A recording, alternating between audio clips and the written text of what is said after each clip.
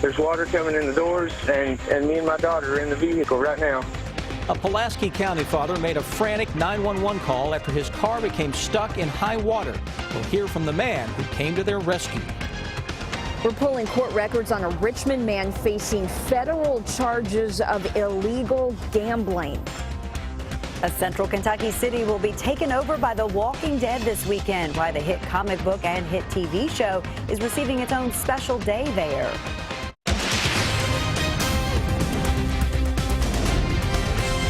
This is WKYT News at 6.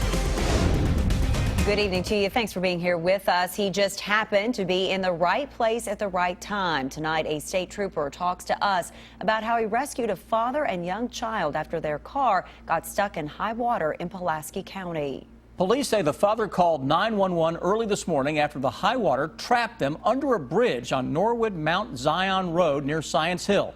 The state trooper wasn't far away. Phil Pendleton has our top story at 6.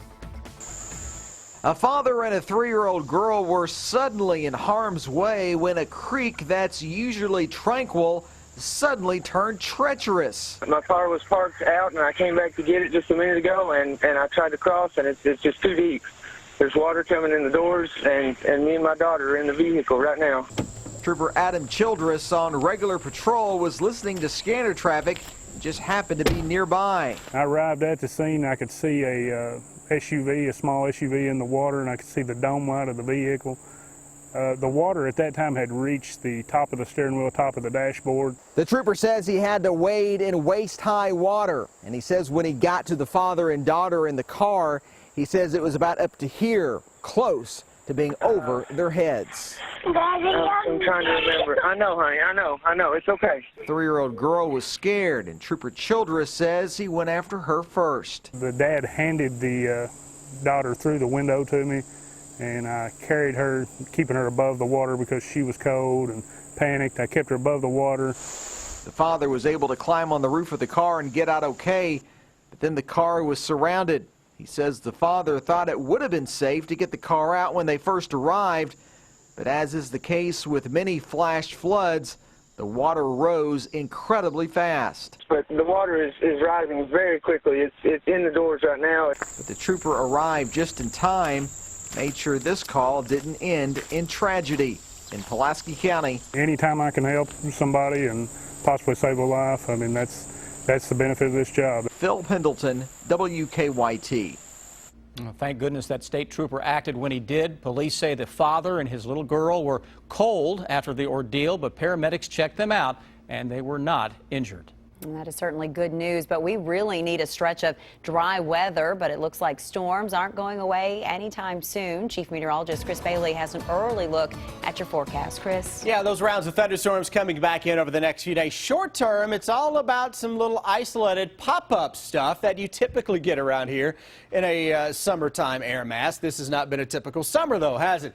We look outside Lexington and that tropical look to our sky where we've had a little raindrop or two into the downtown area. 84 degrees. It feels a little toastier than that, courtesy of that humidity that is up there at 61%. Defender radar network, kind of puny compared to yesterday with those showers that are out there around the Moorhead area. A little spot here or there into the Bluegrass region, and one lone little shower to the northwest of Richmond. And what's happening with these? They're popping up. They're raining themselves out almost in place. A little better thunderstorm complex trying to dive into the Owensboro and Henderson areas of western Kentucky. Let's look at the hour-by-hour forecast, see what we have out there this evening. Outside of the pop-up stuff, we are A-OK, though. Look what happens early tomorrow morning. Little isolated shower thunderstorm will start to crank up across the region. Clusters of storms will then come back into the region over the next few days. That'll increase our heavy rain threat. And when I come back in a little over 5 minutes, we will focus on a forecast that does include an increase in the flash flood potential again. Well, the cleanup continues tonight in a Powell County neighborhood a day after a lightning strike caused a mess there. Investigators say lightning hit a gas substation of a pipeline in Clay City, and that caused an oily substance to spew into the air, landing on some homes. As Monique Blair tells us, the owner of the pipeline is offering to help the homeowners. It smells like you're stuck in a garage where they change oil 24/7. It smells like oil. At least a dozen homeowners in a half-mile radius of the Tennessee Gas Pipeline Company, which is a subsidiary of Kinder Morgan, are still trying to figure out whether or not the oily substance that landed on their properties is dangerous. The man from the EPA took some samples and he told us to not wear my shoes in my house, to take them off before I entered inside, to not eat from our gardens, and to not let my children outside. Crystal Reisner says after an employee with the EPA offered her some warnings, 2 Kinder Morgan employees also came to her home. She says they told her, along with her neighbors, that if they wished to leave their homes, Kinder Morgan would pay for any costs associated with leaving. They didn't say it was any type of evacuations, but they did act like it was kind of encouraged to get our kids out of the smell. A spokesperson for Kinder Morgan says there are not currently any dangers to the community as a result of this incident. We're told there's no health concerns. I want to be proven that there's no health concerns, you know. But Powell County Judge Executive James Anderson says he needs more reassuring, and at this time he would like to see actual proof that there is not a public health hazard. And at this time we're having to field a lot of questions that we don't have the answers to at this stage, and they should have a lot of the answers to them, but for whatever reason they've not been willing to come forward with them. In Powell County, Monique Blair, WKYT. Judge Executive James Anderson will hold a public meeting tomorrow night at the Clay City Municipal Building beginning at 5 o'clock for anyone who has concerns about this issue. He says he invited a representative from Kinder Morgan, but doesn't know yet if someone will be there. Tonight, we have learned a Richmond man is among the more than a dozen people now facing charges in connection to an illegal gambling ring.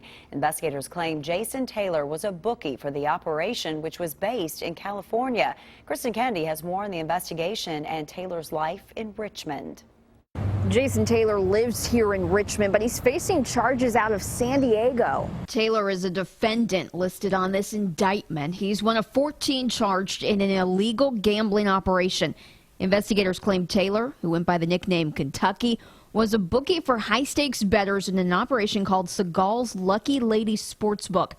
The indictment states Taylor got a text from one of the other defendants asking, "Can I bet $3K to win on the 8 in the last race at Del Mar?" And that Taylor responded, "Okay, number 8, I got it, boss. Take care." Seagal's Lucky Lady Sportsbook, the United States Attorney's Office claims, used the Lucky Lady Casino and Card Room in San Diego as a legitimate front. We're going to be very methodical, very detailed. The FBI raided the business last week. They conduct investigations involving illegal criminal activity by criminal enterprises. Sometimes those violations involve racketeering type of offenses and other offenses where you have 2 or more individuals engaging in a pattern. If convicted, the government could seize Taylor's assets, including his home in Richmond.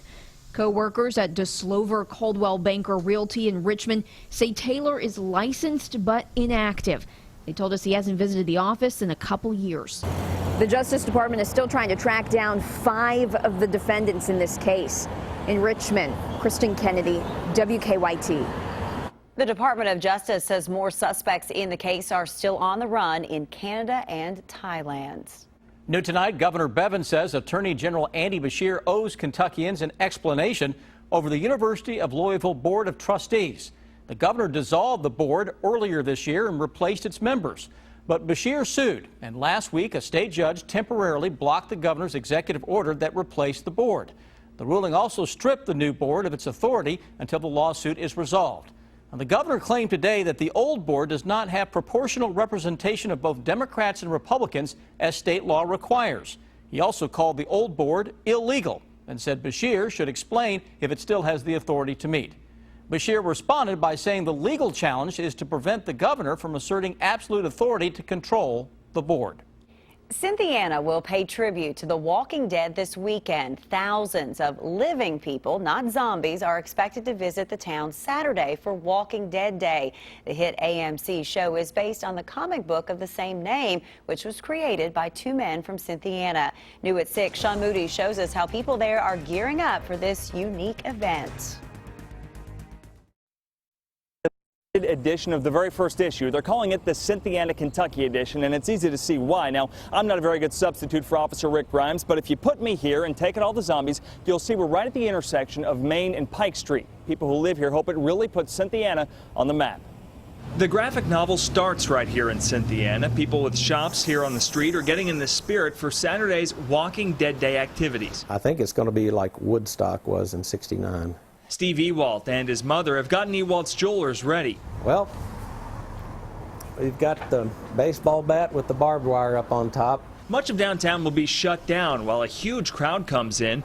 No one's sure exactly how big it'll be. And I've heard anywhere from 5,000 on up to possibly 30,000. Cynthiana Police Chief Ray Johnson said his department's ready for whatever Saturday brings. They'll have some help from some other agencies and the National Guard. And you prepare for the worst but hope for the best. For the Cynthiana Chamber of Commerce, the best would mean big business. And this is great to bring in a lot of tourism and out-of-town people to see our Cynthiana businesses and how great they are. A lot of people didn't even know that Cynthiana was a real place. I think it's given Cynthiana something to be proud of, knowing that this, phenomenon that's known as the Walking Dead really started right here. Back at Ewalt's Jewelers, Steve's just about ready. He'll enjoy the company for the next few days. He's actually trying to crawl out of his coffin. Is he making it? Not making good time, no. The chamber director said all the events happening out here on Saturday will be free. In Cynthiana, Sean Moody, WKYT. I can tell you it is all the buzz there for sure. If you are heading to downtown Cynthiana Saturday, there's going to be parking at the high school. They're going to have shuttle buses to take people downtown. If you want a copy of that limited edition comic, they'll give those out to the first 10,000 people there. Lexington Central Library could be changed into something else in the coming years. Next, why the city will look into possibly buying the building. And then the wait is over. A new playground is opened at one of Lexington's largest parks. Up with the latest news on WKYT.com. Join the conversation on Twitter and become a part of the WKYT Facebook family. New tonight, it appears Lexington city leaders are looking at the Central Library as a possible location for a new city hall. In a joint statement from both the city and the Lexington Public Library, city leaders say they're exploring the possibility of buying the Central Library building on Main Street. And the city plans to hire a consultant to study whether the building would be a good fit for City Hall. Both sides stress that there's a lot of work to do before any decision can be made. The library leaders say while they want to keep a presence downtown, the Central Library building does not fit or meet their current and future service needs. Tonight, one of Lexington's busiest parks has a playground again. Lexington Parks and Recreation leaders officially opened a new playground at Jacobson Park this morning. Crews have spent the last 2 years developing the playground and building it. City leaders say they're happy that children have a playground at the park once again. We've had so much community involvement, public engagement, and to see all of that and our employees' hard work come to fruition today, it is a big day for Parks and Recreation. Lexington Parks and Recreation leaders say about 1,000 people visit Jacobson Park every weekend. Now, your hour-by-hour forecast with Chief Meteorologist Chris Bailey. Temperatures today into the typical low and mid 80s for many of us out there. Coming with a steamy price, though, a lot of humidity in the air courtesy of all the heavy rain we've had from the past couple of days. The ground is saturated. Let's look outside and show you those numbers as we head out and about on this Tuesday evening. For many of you out there, one of the last evenings before the kiddos head back to school, huh? 82 into Mount Sterling, 84 surrounding that into Moorhead and Lexington. Hello, Danville. 82 is your current temperature. Throw the humidity in there. Yeah, it feels a little warmer than that with many thermometers at least feeling like it is 90 out there. Defender radar network across central and eastern Kentucky. Isolated has been the name of the storm game today. Had some early day rumbles of thunder southeastern Kentucky. Anything out there this afternoon really having a hard time going up. We tried to get a little shower to pop into downtown Lexington a little bit ago. Now it's some hazy tropical sun that is taking over across central Kentucky. A lot of clouds that are out there. Look into the western part of the state. Thunderstorms here going away from us. They're going to stay to our west, diving in northwest to southeast. Now eventually we'll get some of those clusters over the next 24 to 48 hours to fire up into parts of Missouri, parts of Illinois, maybe Indiana. Whatever does there will wind up across central and eastern Kentucky. And I'll show you that with an hour-by-hour forecast. Concentrate on tomorrow. Did I mention tomorrow's isolated? Don't look at the icons and think, oh, it's going to rain, it's going to rain, it's going to rain. Now, you may get a shower or thunderstorm into the afternoon. If you do, it'll put down some heavy downpours. But a lot of us we'll be back into the steam with upper 80s tomorrow. Hour by hour forecast through tonight and into the day tomorrow will show just how steamy it is. We may, if you get enough sunshine where you live, you can hit 90 tomorrow, at least your thermometer can. We'll see some clouds, though, trying to filter in. Isolated shower, thunderstorm. It is tomorrow night at end of the day on Thursday. We start to notice now thunderstorms kind of wrapping around what is likely to be a little small-scale area of low pressure that slowly works across Kentucky into the day on Thursday. That is the setup that can sometimes produce some more of those slow-moving tropical downpour producing showers and storms.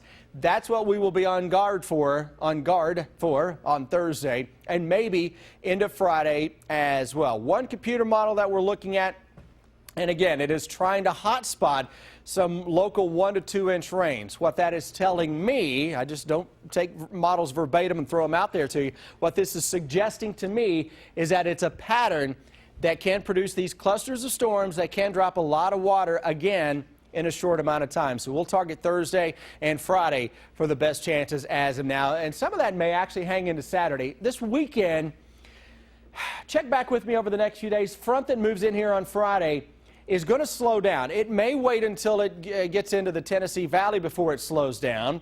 It may slow down on top of Kentucky. Let's hope it pushes into Tennessee. That'll take most of the rain to our south for a day or two. And then back into next week, we should be back into a stormy pattern. Not that I'm for sure that we ever get out of it, even though we just had some isolated stuff today. But let's give it to somebody else for a while if they can take Tennessee it, right? can have it. What's crazy about this, parts of Ohio and parts of Tennessee are way below normal in rainfall. And sandwiched in the middle is the soggy bluegrass state of Kentucky having a very wet summer. Well, we have plenty to give them. We will share. Thanks, Chris. Mark Stoops and the Cats pick up a commitment. Defensive back from South Florida giving the Cats the nod today, and Pulaski County has made it to the state championship game 3 years in a row. What about 4? Maroons have some holes to fill. That's next on 27 teams in 27 days.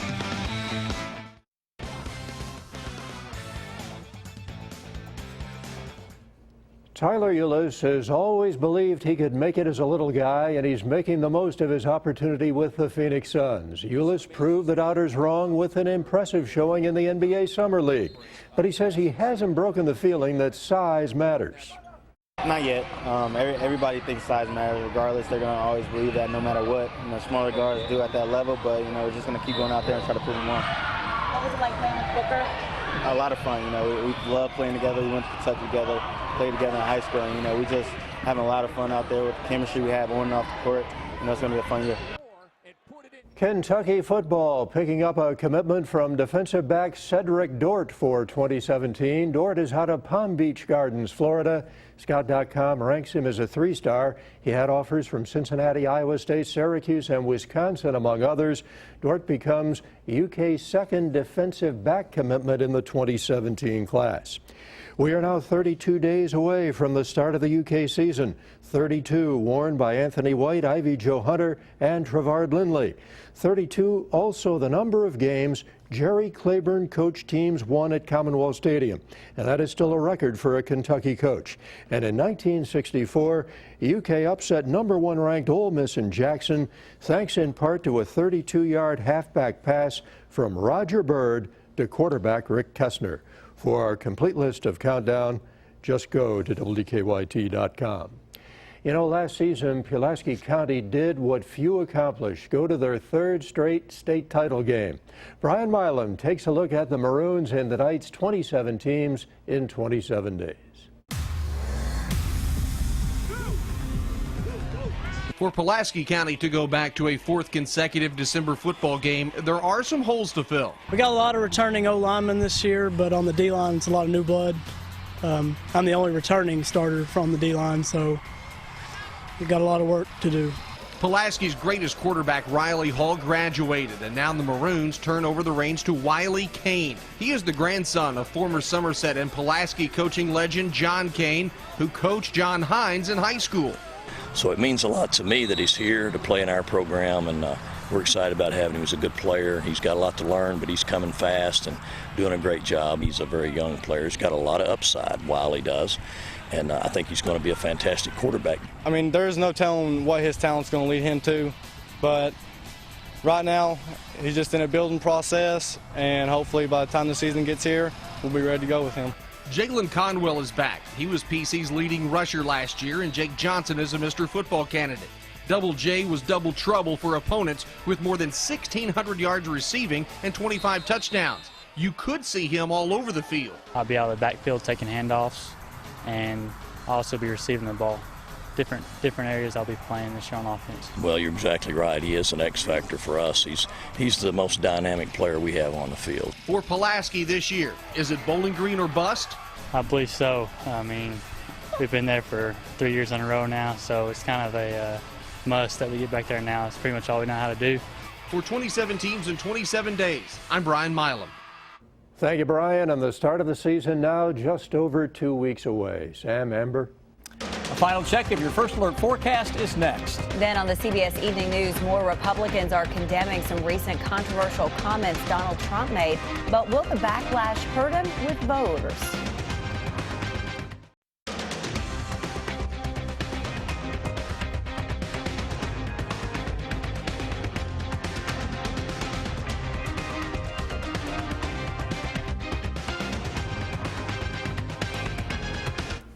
Last few weeks, we've had more than a couple of stories of people getting stuck in cars or trying to drive into higher water. And they're not listening. And we say it over and over and over, turn around, don't drown, never try to drive into a flooded roadway, yet people still do. And they just really totally don't understand how fast those waters are flowing. All right. Thanks so much for joining us tonight. We'll see you back here at 11.